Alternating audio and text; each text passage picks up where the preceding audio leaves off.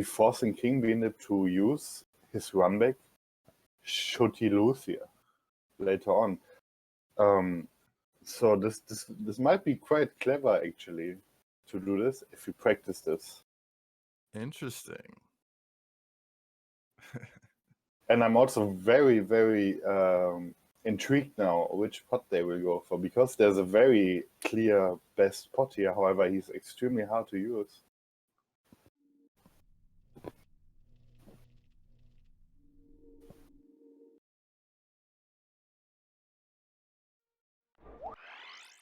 It looks like Kingbean is going for this particular pot though. And I would believe Mike is as well. I don't think you would counterpick this if you're not prepared to go bowlers here, right? I would hope.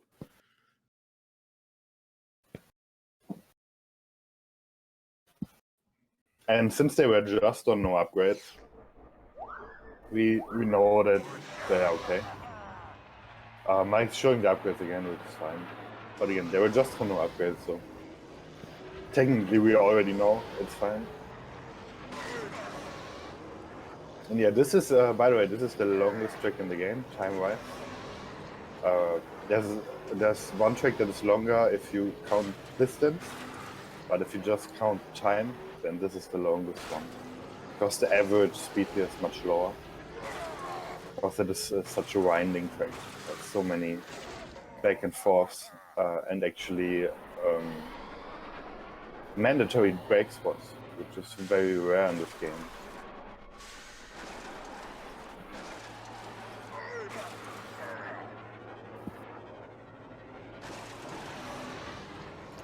Kingbean getting a quick practice and just seeing how no upgrade bowls feels here.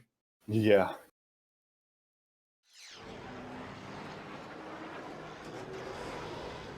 And it is really difficult, I can tell you. Especially to keep up your concentration and don't make any mistakes over the course of a run that's going to take more than 6 minutes in total. Because on top of having really bad cooling, you have no repair upgrade. So if you ever scratch a wall or you keep scratching too many walls and you ever get a red engine, it is extremely hard to repair it back up without losing an absolute huge amount of time for it. I don't know what Kingbean hit there, but and he hit the stealing. I think it extends slightly down. So the old invisible hitbox. Yeah, classic. Oh, practice run going not so well. But well, that's what the practice run is for, right? Just see where the issues are, and then try to prevent them in the actual run. Yeah, just testing the limits of this slidey boy. Now he's actually taking the little shortcut at the sand pillar right there, which I wouldn't recommend, especially if you keep a lot of speed to that section. But since he crashed, he lost a bit of speed. I'm curious if he's going for this in the actual run as well.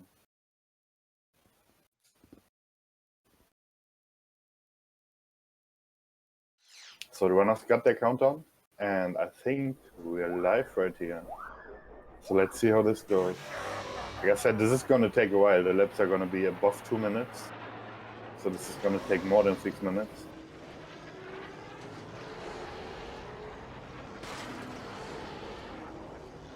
And it's a lot about just racing very clean. You have to avoid scraping walls at any cost here, because like I said earlier, repair is really bad because there's no upgrade. So they can't really afford to repair at all without losing a bunch of time. So staying clean here, not scratching too many walls, is the #1 priority after not crashing, obviously.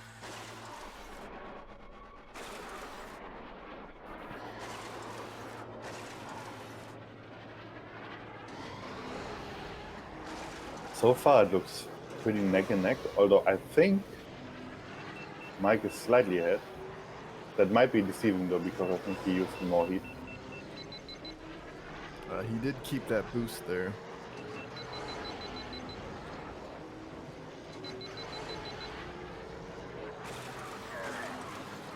Kingbean taking slightly better lines, but it's not a very big difference.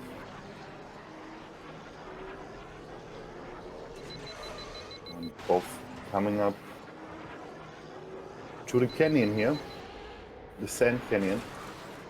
And this is where it gets really difficult with boulders, I would say. Especially this first hairpin right here is very difficult to take. And we actually see both of them making it cleanly, but Kingbean retaining much more speed here than Mike. So that's going to save him multiple attempts at least. Let's see if he goes opts for through this. Ooh, He wow. does. He slowed down though. So he slowed down by a significant amount to take this, and I do not think it's worth it if you slow down this much. I think Mike's approach was better because he kept all of his speed.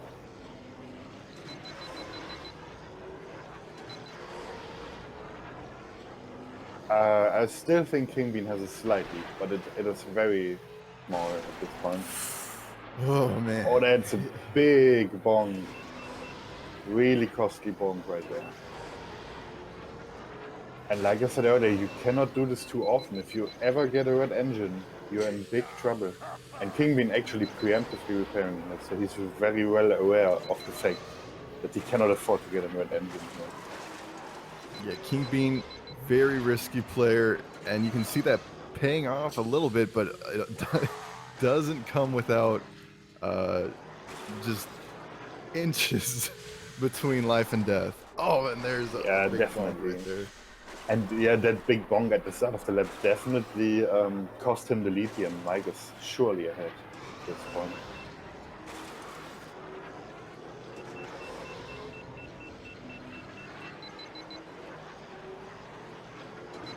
And yeah, like I mentioned earlier a few times now, this is no upgrade, so any mistake, any speed loss you take hurts quite a bit more than if they were on maximum upgrades here, because the acceleration is extremely low, and so is the repair, so mistakes are very, very costly. And then we see him hitting the invisible. I don't know what he's hitting there. Yeah, but, I don't even think it's the ceiling. I think it was like that little pillar we saw to the right side. Yeah, So yeah, he's taking the same crash he did in practice, unfortunately. It's got to be really frustrating. Definitely. And so far, this is paying off for Mike. This looks like a really strong counter pick. And like I said before, this might have some long-term implications, because I would have definitely expected Kingbean to counterpick this track with full upgrades. So he would have to use his run back in that case, assuming he will lose this run. I'm not sure if he actually used his run back in their last match. I can't remember. I don't believe so, though. I know Mikey did for the Brew Coast. Yeah. Yeah, it's a substantial lead here for Mikey. He is very clean so far. He hardly made any mistake. He must be on very good pace, actually.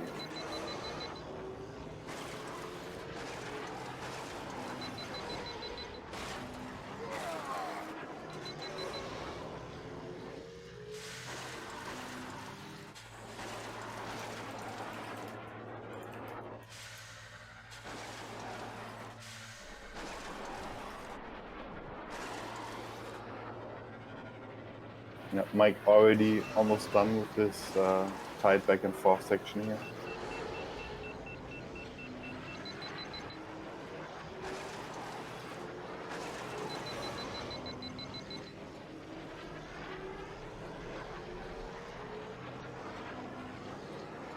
So let's see if he can keep clean here through the last half of the third lap.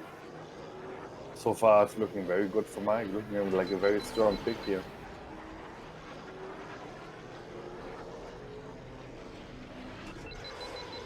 And like I said, he's on amazing pace actually. See how he takes this, loses a bunch of speed again. Not a big deal though, like he can afford it at this point. It's such a big lead.